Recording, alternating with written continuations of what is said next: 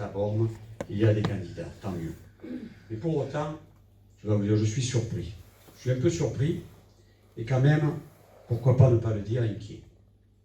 Tout le monde a le droit de se présenter, c'est respectable.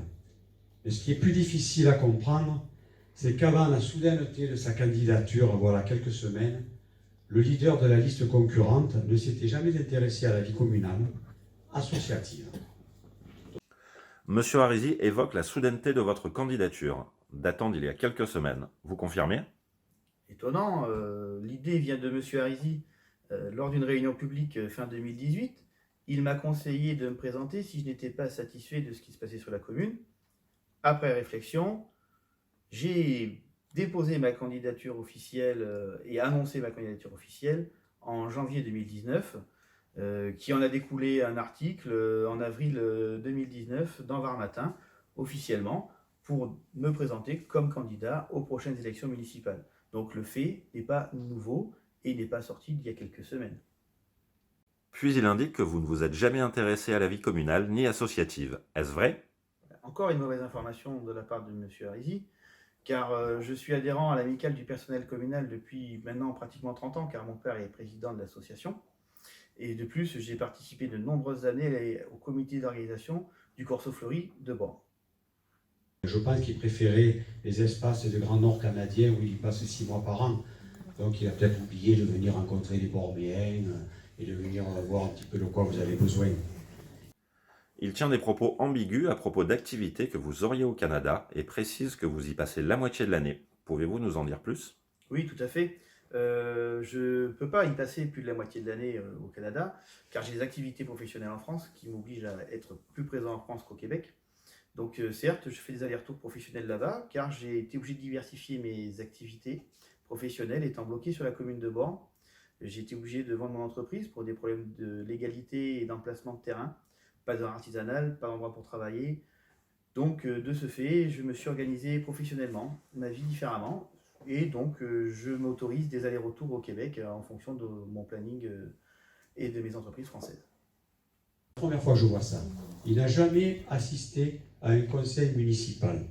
Même pas le dernier en décembre, où l'on a voté la bagatelle de la modification du PLU, ou peut-être il pourrait y être intéressé, et le vote du budget primitif 2020 de la commune, qui va projeter la commune sur le futur mandat, donc sur le futur maire. Il ne s'y est même pas intéressé. Vous n'avez jamais assisté à un conseil municipal. Pourquoi? Je n'ai jamais assisté à un conseil municipal, tout simplement parce que déjà je n'ai pas le droit de parole. Donc écouter pendant des heures, c'est vrai que c'est pas forcément passionnant, alors qu'ils font des super jolis comptes rendus, très bien faits, très expliqués, avec toutes les remarques. Et c'est nettement plus agréable d'étudier un dossier consistant avec des dizaines de pages chez soi devant la cheminée, afin d'en tirer les meilleures conclusions. Et l'autre jour, ça c'est pour l'anecdote, il s'est même égaré dans mes services en demandant à mon secrétariat où se trouvait l'état civil. Et moi je vais vous dire une chose, quand on veut se présenter maire et qu'on ne sait pas où est l'état civil de sa commune, je suis inquiet. Voilà pourquoi je suis inquiet. Monsieur Arizi raconte que vous étiez perdu dans la mairie. Est-ce crédible? Oui, tout à fait. D'ailleurs, je cherche encore la sortie. Si jamais quelqu'un peut m'aider à sortir de la mairie, ce serait très gentil. Ça fait plus d'un mois que je cherche la sortie. Son slogan, et je terminerai par ça, il est cocasse. Cocasse, mais aussi, je me dis que j'aurais pu le dire moi. Je cite.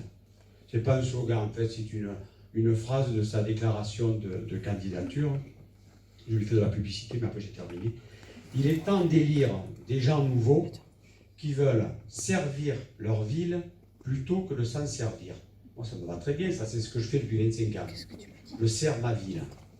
Mais, quand on compare, parce qu'il faut appeler un chat, le patrimoine familial Arizi et le sien, c'est quand même assez hallucinant qu'on puisse écrire une telle chose. Moi, je ne suis pas propriétaire terrien dans la plaine. Moi, ou ma famille, je n'ai pas vendu des terrains au Ginger dans les années 90 pour après m'opposer à la constructibilité du Ginger. Dans ce même quartier. À un moment donné, il faut se croire dans ses baskets. On peut pas. Il ne faut pas avoir la mémoire qui faillit. Le propriétaire terrien qui utilise la ville, qu'avez-vous à répondre? Écoutez, effectivement, je suis propriétaire terrien sur la commune, ce qui est un peu normal en étant petit-fils et arrière-petit-fils de Borméen. Maintenant, je propose quelque chose de très honnête à M. Arizy, c'est d'échanger ses propriétés contre les miennes. On pourra aller chez le notaire dès qu'il le souhaite, il n'y a aucun problème. Être droit dans ses baskets, avoir la mémoire qui faillit. Effectivement, la mémoire faillit, mais pas pour les bonnes personnes, car dans les années 90, je n'avais que 8 ans. Donc c'est difficile d'être un enfant de 8 ans et d'être stratège dans les plans de PLU, classés, déclassés des zonages. Je trouve ça un petit peu grossier et honteux de me parler des années 90. Je n'en dirai pas plus. Vous m'avez, je pense, tous compris. Et vous savez pourquoi il se présente. Il a même dit à un moment donné à mon collègue maire de la Londe, il est mort, pour vous dire. Vous savez qu'on se fait des confidences entre maires, on se dit tout. Bon allez, c'est fini, je n'en parle plus, promis, je bois un coup. En effet, j'ai de très bonnes relations avec nos maires voisins, car j'ai développé des relations professionnelles et plus particulièrement avec certains. Donc je les vois régulièrement, on discute de choses et d'autres. Je ne sais pas ce qu'aurait pu inventer, encore une fois, M. Arizy sur cette éventuelle phrase que j'aurais pu dire à M. de Canson. À plusieurs reprises, il nous fait part de son inquiétude. Vous le comprenez? Oui, tout à fait, je comprends très bien son inquiétude, et je la partage d'ailleurs. Il a peur de perdre sa place. C'est à se demander, avec le comportement qu'il a envers moi, comment il se comporte réellement envers vous.